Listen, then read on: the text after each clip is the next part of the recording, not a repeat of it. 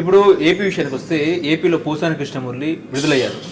Next focus విడుదల రజనీ మీద చేస్తున్నారు అని అనుకోవచ్చా? ఎందుకంటే విడుదల రజనీ వర్సెస్ శ్రీకృష్ణదేవరాయలు. అంటే విడుదల రజనీ గతంలో మంత్రిగా ఉన్నప్పుడు స్టోన్ క్రషర్ యాజమాన్య దగ్గర డబ్బులు తీసుకున్నారు, 2.5 కోట్ల డబ్బులు తీసుకున్నారని చెప్పేసి కూడా ఆరోపణలు వినిపిస్తున్న పరిస్థితి. ఏసీబీ కూడా ఎఫ్ఐఆర్ నమోదు చేసింది. ఏంటి సార్, విడుదల రజనీ మీద కూడా టార్గెట్ చేసిందా అంటే ఏం చెప్తారు ఏపీ ప్రభుత్వం?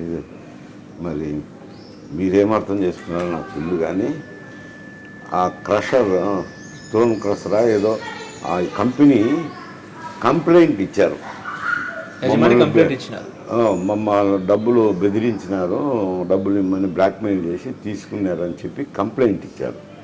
కంప్లైంట్ ఇస్తే కేసు రిజిస్టర్ చేసుకోవాలి కదా, ఇన్వేడబుల్లో కేసు రిజిస్టర్ చేసుకున్నారు, కేసును ఇన్వెస్టిగేట్ చేస్తారు. దాన్ని ఖచ్చితంగా చర్య అనేటంటారు. అంటే ఒక కంప్లైంట్ ఇచ్చినాక కేసు రిజిస్టర్ చేస్తారు. దాంట్లో ఖర్చు సాధింపు ఏముంది? 2 కోట్లేమో విడుదల రజనీ తీసుకుంది, 10 లక్షలేమో వాళ్ళ పిఏ తీసుకున్నారు, ఇంకో 10 లక్షలు కలెక్టర్ ఎవరో తీసుకున్నారు అని చెప్పేసి కూడా చర్చ నడిచింది. ఇప్పుడు జాషువా ఏమంటున్నారంటే అసలు నేను తీసుకోలేదు, నాకు సంబంధం లేదు అన్నట్టు ఆయన మాట్లాడుతున్నారు. ఆయన ఏమైనా డినే చేయొచ్చు.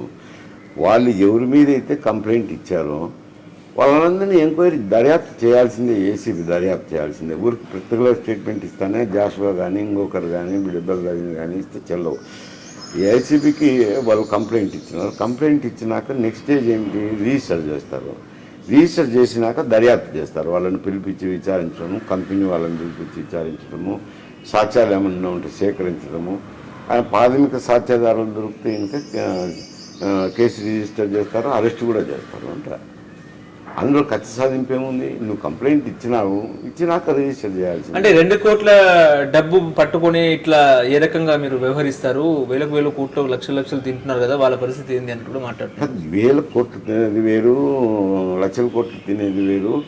ఒక కంప్లైంట్ అయితే ఇచ్చినారు కదా, ఇక్కడ కంప్లైంట్ ఇచ్చిన కంప్లైంట్ రిజిస్టర్ చేయాల్సిందే, దాన్ని దర్యాప్తు చేయాల్సిందే.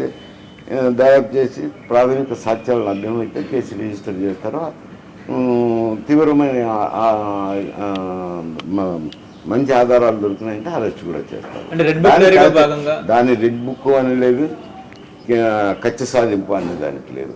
అది కంపెనీనే కంప్లైంట్ చేశారు, మమ్మల్ని బ్లాక్మెయిల్ చేసినారని. కాబట్టి రెడ్ బుక్లు ఇక్కడ రావు, కచ్చ సాధింపులు అనే సమస్య రాదు. అంటే కాకపోతే వాళ్ళు వైఎస్ఆర్సీపీ వాళ్ళు మా మీద కచ్చ సాధిస్తున్నారు, రెడ్ బుక్ రాజ్యాంగము, ఇటువంటి విమర్శలు చేయొచ్చు. కానీ నాకు తెలిసినంత వరకు, నేను కూడా హోమ్ మినిస్టర్గా పనిచేసిన, ఒక వ్యక్తి కంప్లైంట్ ఇచ్చినాక కంప్లైంట్ రిజిస్టర్ చేయాల్సిందే, ఎఫ్ఐఆర్ రిజిస్టర్ చేయాల్సిందే. కేసు దర్యాప్తు చేసి సాక్ష్యాధారాలు ఉంటే తప్పకుండా ఛార్జ్షీట్ వేస్తారు, అరెస్ట్ చేస్తారు. అంటే ఈ ఎపిసోడ్ వెనుక కర్త కర్మ క్రియ, డైరెక్టర్, స్క్రీన్ ప్లే మొత్తం కూడా ఎంపీ నరసరావుపేట ఎంపీ రావు శ్రీకృష్ణదేవరాయలు అని చెప్పేసి కూడా విడుదల రజనీ ప్రెస్ మీట్ పెట్టి ఆరోపించారు. నిజమే అంటారా?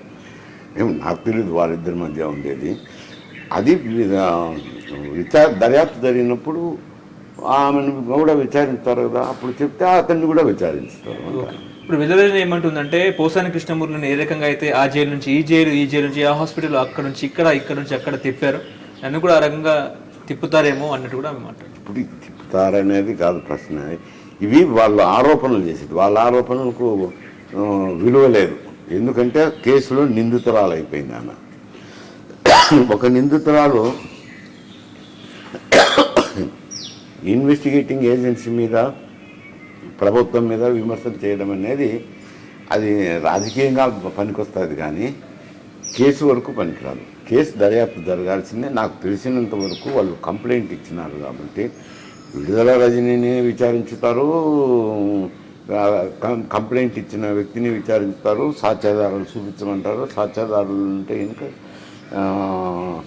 కేసు రిజిస్టర్ చేసి దర్యాప్తు చేసి అరెస్ట్ కూడా చేయొచ్చు అంట. దాని ఖర్చు సాధింపు అనే దానికి లేదు, రెడ్ బుక్ రాజ్యాంగం అనే దానికి లేదు. Clear complaint was given by A party or company. Okay, ఇప్పుడు విడుదల రజనీ లోపలికి వెళ్ళిన తర్వాత నెక్స్ట్ టార్గెట్ రోజా అనుకోవచ్చా? ఆమె మీద ఏమొస్తాయో నాకు తెలియదు. ఇప్పటికైతే ఆమె మీద కంప్లైంట్ ఇచ్చినారు, కంపెనీ కంప్లైంట్ ఇచ్చింది.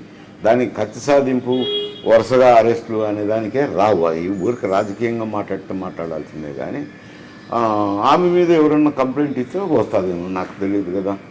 ఇప్పుడు ఈమె మీద అయితే వాళ్ళు ఒక కంపెనీ మమ్మల్ని బ్లాక్మెయిల్ చేసినారు, 2 కోట్లు డిమాండ్ చేసినారు, తీసుకున్నారు అని చెప్పినారు, కంప్లైంట్ ఇచ్చినారు. ఓకే. ఇప్పుడు ఏపీలో మొన్న సోము వీర్రాజుకి ఎమ్మెల్సీ ఇచ్చినారు, రేపు మాపు కూడా మంత్రి పదవి వచ్చే అవకాశం ఉందని అందరూ మాట్లాడుకుంటున్నారు, నిజమే అంటారా? అది ముఖ్యమంత్రి గారి ఇష్టం. అందులో కూటమి ఉంది, కూటమిలో కూడా క్యాబినెట్ ఎక్స్పాండ్ చేసినప్పుడు కూటమిలో కూడా డిమాండ్స్ ఉంటాయి ఇతర పార్టీల నుంచి. అవన్నీ చూసి ఏదో సీఎం గారు నిర్ణయం తీసుకోవాలా. సీఎం తీసుకునే నిర్ణయాన్ని గురించి నేనేం చెప్తాను.